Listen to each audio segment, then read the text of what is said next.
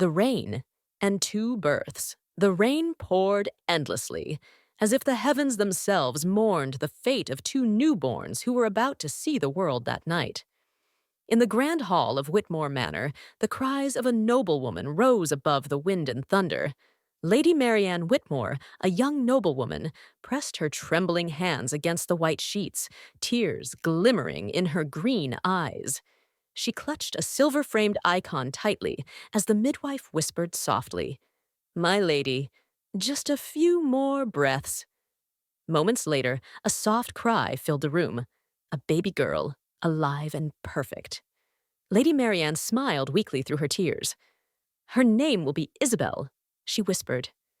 Meanwhile, deep in the manor's basement, another life began. In a small, damp room lit by a flickering oil lamp, a maid bit down on a piece of cloth, muffling her pain. Her name was Clara. She didn't want the masters to hear her cries. When at last the baby was placed in her arms, tears mixed with a tired smile. "My daughter, Elise, may your life be brighter than mine, even if it began in darkness," she murmured. Years passed. Isabel grew in the bright halls of the manor, dressed in silk and educated by French tutors, every inch a lady. Elise, the maid's daughter, grew among the kitchens and gardens, under her mother's watchful eyes, yet she had a sharp mind and a restless spirit. One afternoon, the sound of piano music drifted through the corridor. Elise, carrying linens, paused by the door. She watched Isabel's white hands glide gracefully over the ivory keys, enchanted. Lady Marianne noticed her and said kindly, "Come in, my dear. If you wish, you may sit and learn." From that day on, Elise joined the lessons. The two girls grew side by side, one wrapped in luxury, the other in effort. Yet in both their eyes lived the same longing, a desire for freedom. In her diary, Isabel wrote, "This golden cage tires me. I wish I could walk the streets of London, not hide behind carriages and manors." That same night, under a dim candle, Elise whispered, "One day, I'll prove that worth is not born from a name." News soon arrived that Lord Alexander Whitford, heir to one of London's great estates, a man known for his justice and dignity, intended to visit for courtship. Isabel's father rejoiced, but Isabel's heart already belonged to Thomas, a poor but daring youth from the nearby village, who sometimes climbed the garden wall for stolen moments of love. One stormy night, Isabel wept to Elise. "I cannot marry that man. My heart belongs to another," Elise warned. "If you run, your family will be ruined. Their honor." "Let it be ruined," Isabel cried. "I will not live a lie." On the morning of the courtship, Isabel vanished. She had fled with Thomas to an unknown place. The manor was thrown into turmoil. Her father thundered, "If I find her, I'll kill her." Lady Marianne's face was pale with despair. "Our family's honor will be destroyed. Lord Alexander is on his way. What will we do if he finds our daughter gone?" Then her gaze fell upon Elise, innocent, graceful, and so like Isabel in youth. An idea, desperate and trembling, crossed her mind. "Only you can save us," she whispered. "Please, for just one day, be our daughter." Elise froze. Her heart pounded, not from fear, but from the sorrow of becoming someone she was not. They took her to the marble bath. Steam curled through the air as servants washed away the scent of toil, replacing it with rose water.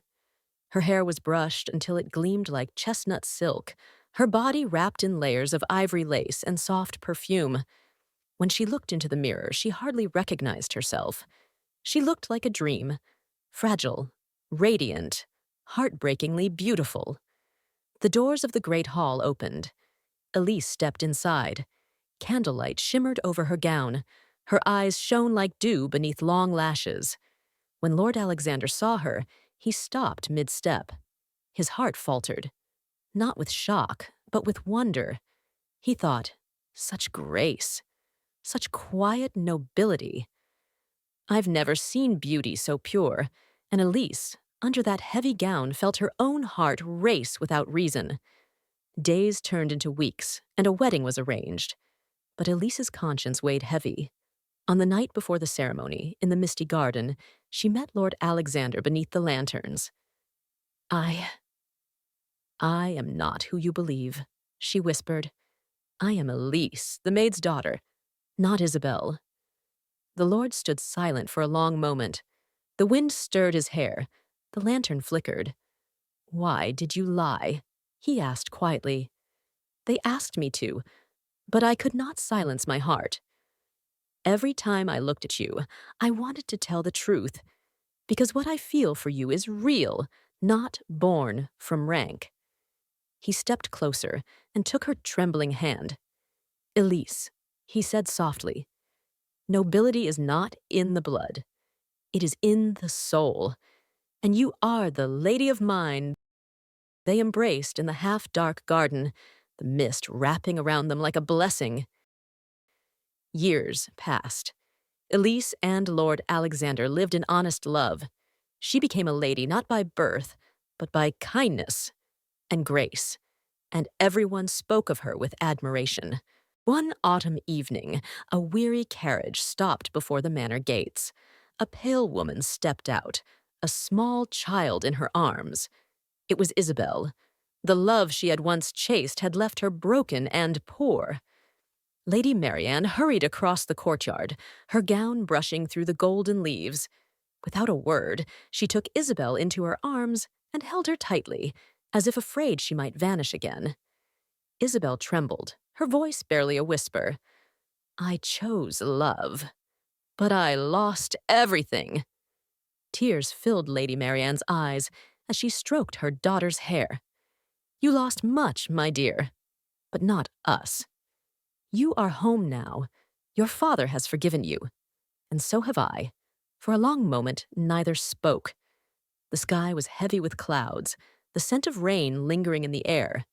Then, quietly, the gates of Whitmore Manor closed behind them, shutting out the storm. That night, as the leaves fell and the first snow touched the earth, the old manor, once filled with secrets and sorrow, finally found peace.